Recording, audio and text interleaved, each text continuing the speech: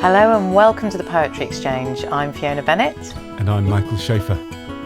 How are you, Michael? I'm really well, thank you, Fee. I'm in Madrid, having a lovely time. Last time we did this, we were in the same room, but now we're back to the Zoom call and the screens. Yeah, I think we shouldn't really say any more about the state of where we're at with any level of anything in the world, because it all changes every day and half a minute later it's different. So there we are. But what we do know, and what is a given and a fixed statistic, Michael, is that this is our 50th episode. Yes, indeed. That is the most important statistic of the day, Fiona. 50 episodes. Well, that's quite a thing, isn't it? It is. It is. I think if it was a podcast going and to reach that milestone, I think is something worthy of celebration.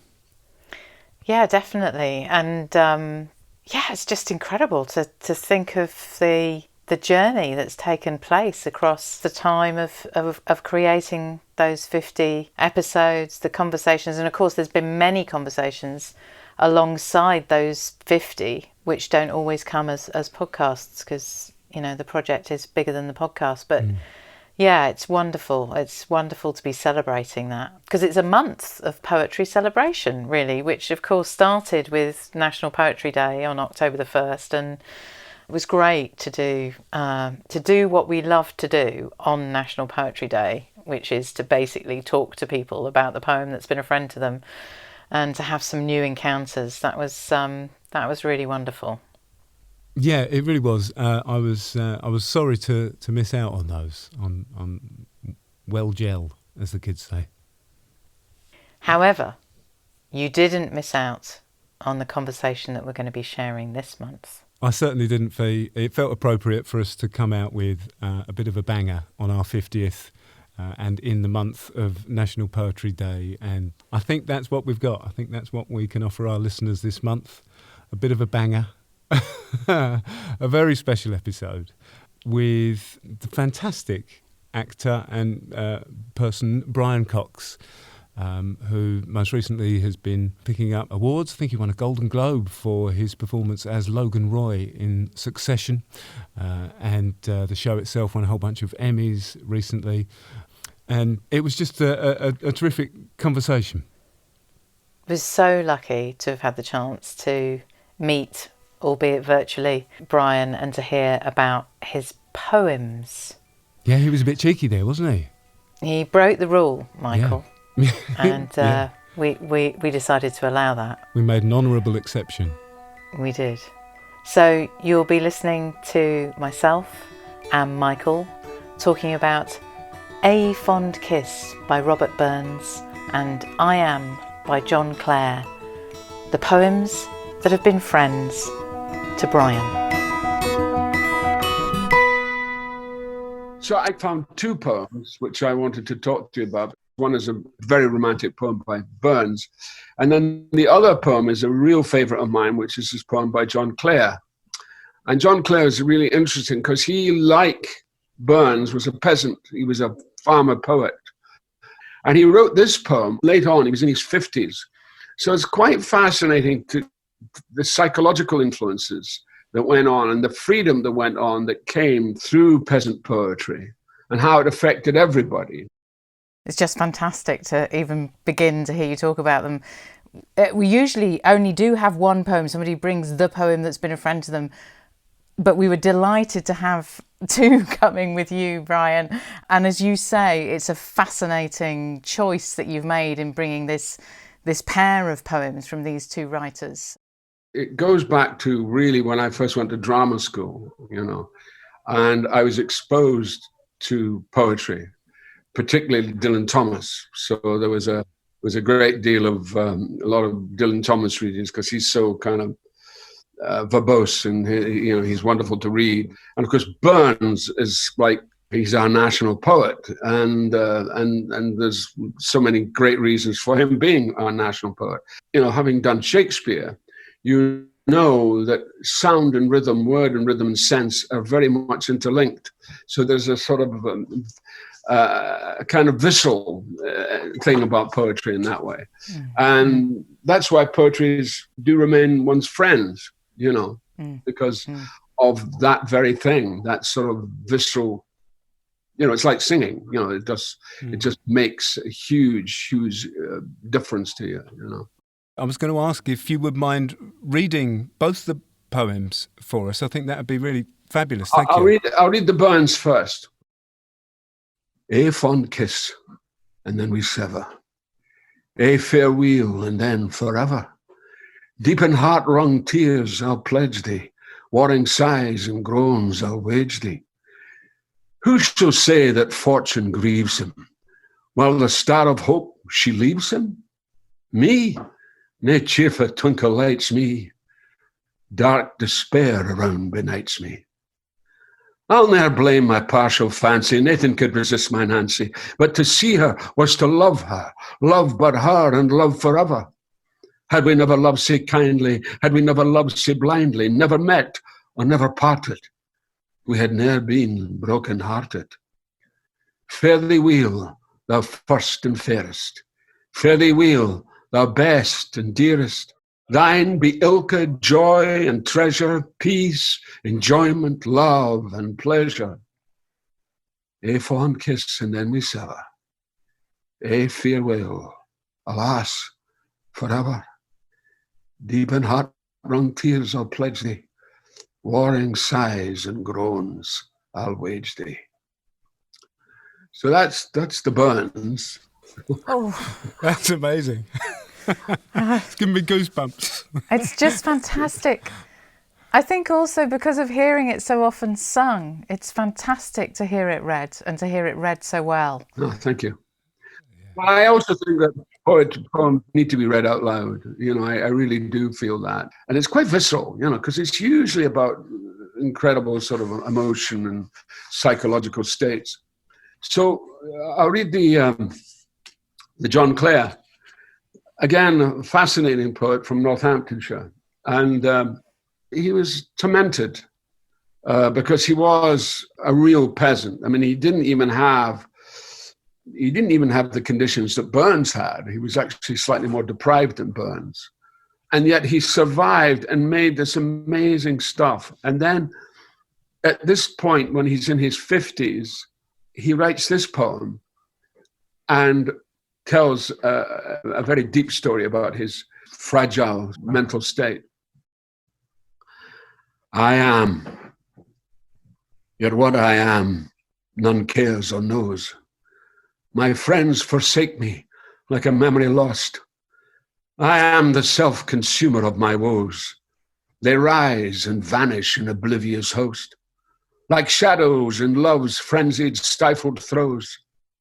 And yet I am, and live like vapors tossed into the nothingness of scorn and noise, into the living sea of waking dreams, where there is neither sense of life or joys, but the vast shipwreck of my life's esteems. Even the dearest that I loved the best are strange, nay, rather stranger than the rest. I long for scenes where man hath never trod, a place where woman never smiled or wept, there to abide with my Creator, God, and sleep as I in childhood sweetly slept, untroubling and untroubled where I lie, the grass below, above the vaulted sky. Thank you. Great poet. Great poem. Yeah. This is the first time I've heard of him. I haven't come across him before. Oh, you must read him, because he was a kind of lost poet in one way. And in the 60s, he was the poet that kept popping up because of this poem, just this one poem, because it is all about who am I, what am I am. You know, it's such a sort of simple thing that he asks.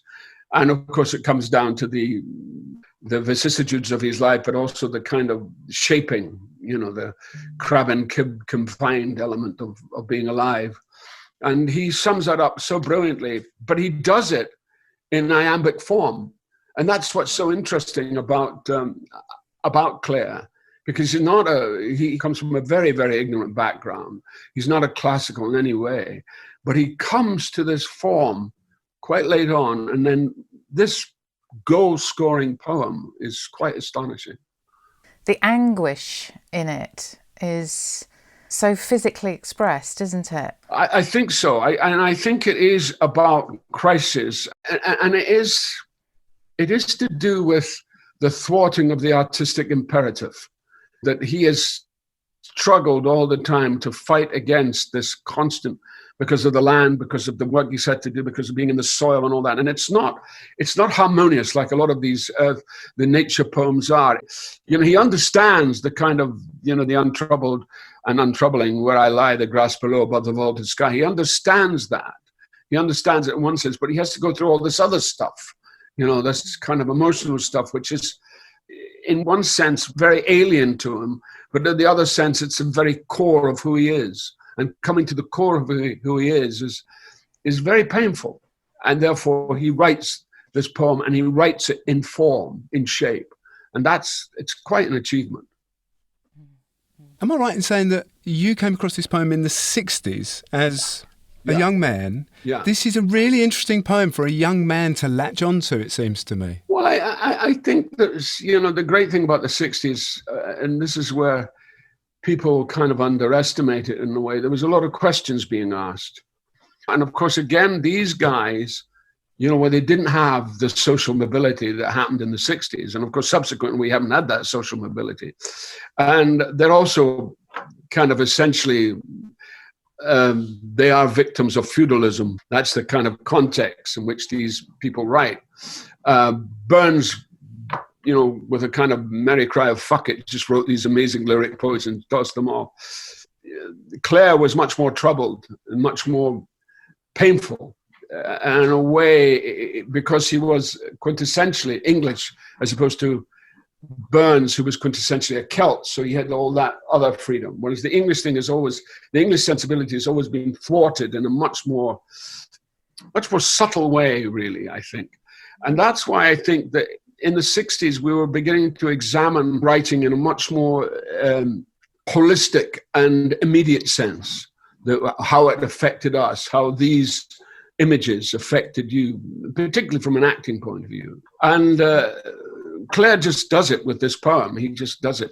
And it also helps because it's iambic. So the rhythm, that, especially if you're working in Shakespeare, the rhythm straight away. You go, oh, God. And in the 60s, we were introduced to these poems. We had a very good poetry classes at Lambda, where I was a student. And we did an hour every week on poetry. And it was a fantastic way of really understanding language and the value of it, Were you exposed to poetry as a younger man at home growing up? Not at all. In school, there was probably a little bit of it. I mean, Burns, yes. If One Kisses is probably one of the great love poems of all time. But, Auld Lang Syne, should all acquaintance be forgot? I mean, that was something that we created where we came from. And it's become a world theme, Auld Lang Syne. Most people don't even know what Auld Lang Syne means, But so that I did have that kind of relationship to the poetry, certainly to Burns. And then you see, my father-in-law, who was a classic scholar, his belief was that he was the greatest lyric poet of the English Scottish language.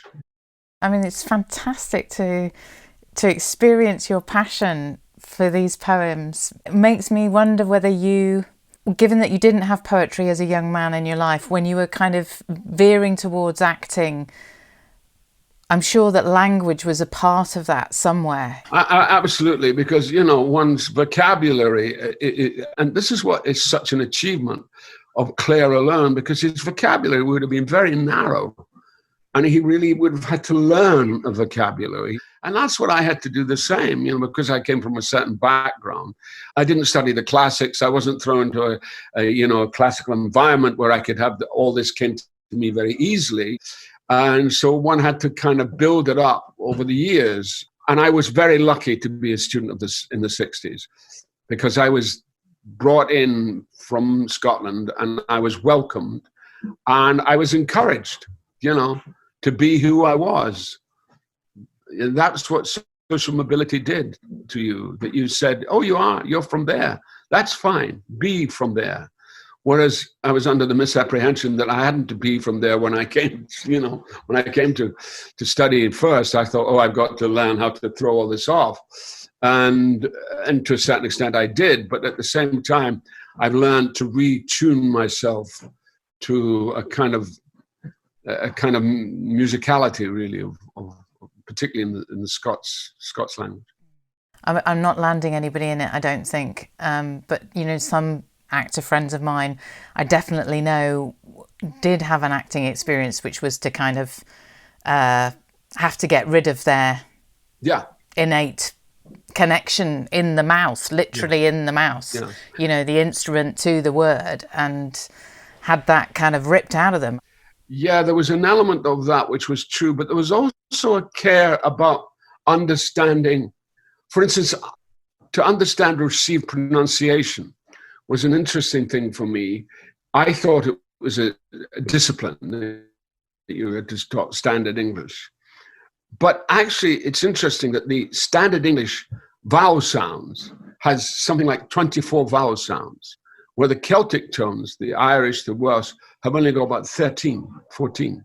They don't have the same range. So the great joy of trying to learn how to do standard English was the fact that my range was increasing. So that was all right, because when I came to London when I was 17, I had an accent that you could cut with a knife. Nobody could understand how I spoke, So I had to learn how to speak. But also, I think Vernon Miles used to talk about your head voice and your heart voice, as long as your head voice doesn't destroy your heart voice. Oh, that's lovely. That's brilliant, isn't it? And in the Clare, even that thought actually of the head voice and the heart voice, which in a sense, in some ways, there's a sort of argument going on between the two of them in the poem, isn't there? Absolutely. And he acknowledges both their power, and he acknowledges also how, as a writer, their power has served him. Presumably, Brian, there was something of your heart that kind of leapt to these two poets in particular. I guess, I don't know if you saw something of yourself coming from a working class background. You were kind of going, oh my gosh, look, these guys, they've transcended that. That's absolutely true. That's exactly what happened, how they transcended. And it's one of the curses of being in the British Isles. It's this feudal thing. It's something I've thought about all my life of you are required to be that, and you are regarded as that, and to make any bridge is very, very hard, because and it's a system which I find repellent, quite frankly, and it still goes on in a much more invisible way. And of course, one of the things it does is it does cramp the expression, In a way, you're very grateful for the classical basis, just in terms of a discipline. And Shakespeare's been like that for me. I come back to Shakespeare all the time. He is probably poetically as fine a writer as we have ever had. I wondered if you might bring some Shakespeare, actually. Well, I nearly did. I nearly brought a sonnet. And you said that the poem that was a friend to you. Well, these two are friends of mine. But the first poem I ever remember was Jim, Hilaire Belloc. And, the humorous poet, that kind of poetry was something that was out of my grasp. And yet it registered as with a tiny child. I think I was about 6 when I heard there was a boy whose name was Jim. His friends were very good to him. They gave him tea and cakes and jam. And, so that kind of freewheeling that Jim does, and of course it's a cautionary tale because Jim goes away from his nurse and gets eaten by a lion, and it's very, very funny, but it's very, very dark at the same time. And that was my friend poem from the word go. And then of these other poems, of course, they outbid them as friends. And of course, we have different friends for different occasions and fulfill different things within us. Yeah. Absolutely, and that's the great thing. That's the great thing about the English language. The range of it is undeniable. Every kind of new wave that comes along has always been able to take the language and do the most extraordinary things with it. That's never been the problem. The social conditions may be the problem, but the language is never the problem.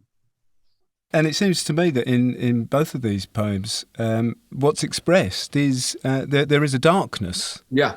And that darkness is also to do with, it goes right to the state of who the person is. In this case, both in terms of Burns and in terms of Clare, their own history.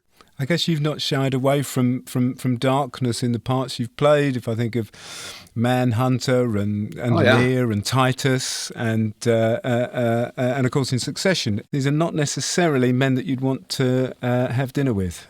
No, not necessarily. But luckily enough, I only have dinner with them in my imagination. I don't have any other truck with them. And they're great roles. If you've played Macbeth and you played Lear and you played Titus Andronicus, you get to understand a huge dimension on language, but also on just where the fatal flaw is, And so somebody like Logan is very rich in that, because Logan is he's not trammeled by things. His favorite Shakespeare quote is "Take the fucking money," which of course I can't remember which play that's from. But it's interesting that he is not. He's much more unadorned. He doesn't. He's very rich. He does that, but none of it means anything to him except power, except his position. As you two were talking, I was starting to try to think what would be the poem that Logan Roy would either be writing or reading. It would probably, his poem, you mean Logan Roy's poem, it would probably be Philip Larkin. It would probably be "They fuck you up, your mum and dad," I think that would be his go-to poem, because that's a sentiment he would completely understand, It's sort of heartbreaking, that "I am." I keep, as you're talking, I'm looking through it here, Brian, and this is a man in anguish, isn't it? Yeah. But he's had this life. He's had this tough life, Those conditions have always been the conditions in which art has thrived. And I think in the 60s, it was more acute. And your sense of it was very strong.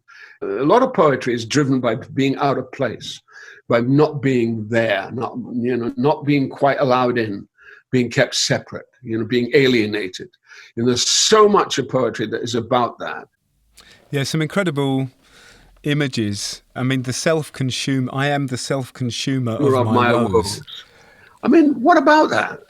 It's amazing, isn't it? It is extraordinary. I am the self-consumer of my woes. And it's so accurate and so painfully accurate. You know exactly what he's doing, because he can't complain. He's not allowed to complain the conditions, because he can see that people are working hard, and yet he's thwarted by that. And therefore he self-consumes his own woes. And then he said, "Yet I am and live like vapours tossed into the nothingness of scorn and noise." Yeah. Into the living sea of waking dreams. Yeah, it's incredible stuff. Yeah, it really is. I remember when I discovered this poem, I couldn't quite believe it. And I also couldn't quite believe it had been written when it had been written, because the modernity of it is so overwhelmingly. But then you realize that this is the pulse that was going on at that period. And then if you look at the history of it, you can see how it developed and how it became rather florid with the Shelley and Keats. But even then, when they're at their simplest, they are incredible. But this man just goes directly to the point. Because we focused a lot on the point at which you kind of connected with these poems, Brian, I'm just wondering about how poetry is for you now in your life. Yeah, well, you see, the great thing about a program like yours is it retunes you in a way. And sometimes you're tuned out because of just circumstance. And then, of course, once I've reconnected it, it's like a door opens and I go, "Oh, I forgot that was over there. I forgot about that room." Burns has never been far away from me. A Fond Kiss has always been very close to me. But then going back to this man, to Clare, who I do think is one of the great lost poets, you see the narrative of where they fitted into your life. and where it came, which is what we've been talking about, really, of where the roots of these poems are. And of course, they'll never go away. You may not be working every day, but they don't go away. I mean, this program sort of opened a door for me again, a door of a room that was there, and all the stuff is there, and I went into it, and of course, it all comes back, like a huge tidal wave.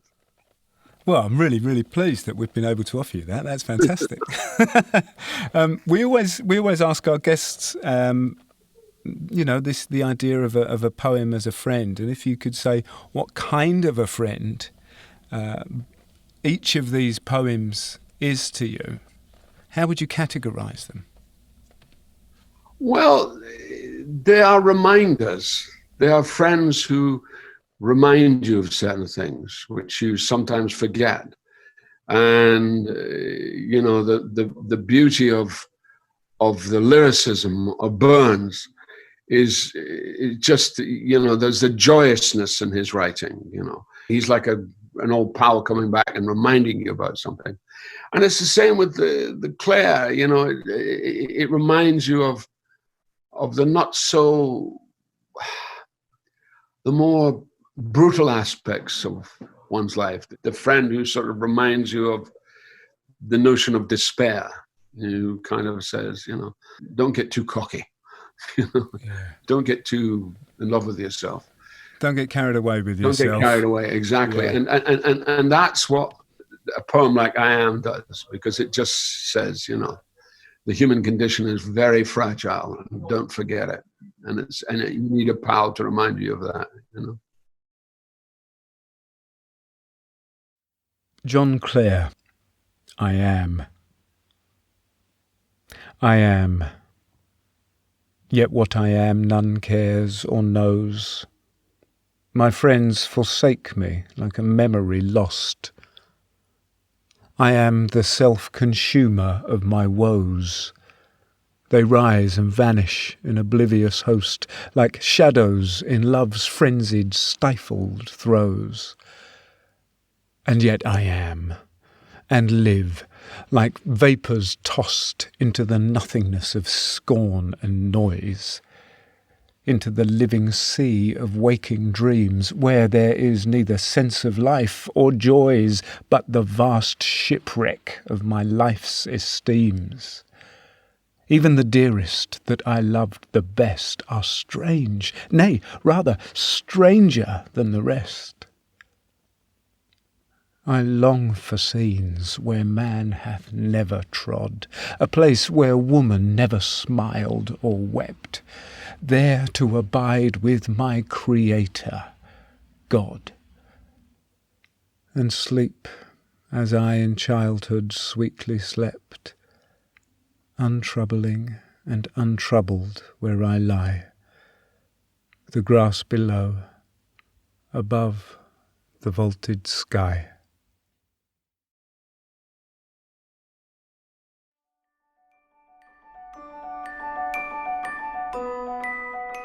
That was Michael with the gift recording of I Am by John Clare. And just to say, again, massive thanks to Brian for showing up and offering us such a great conversation and sharing those brilliant poems with us. I absolutely love his reading of A Fond Kiss. Blows me away, Fee.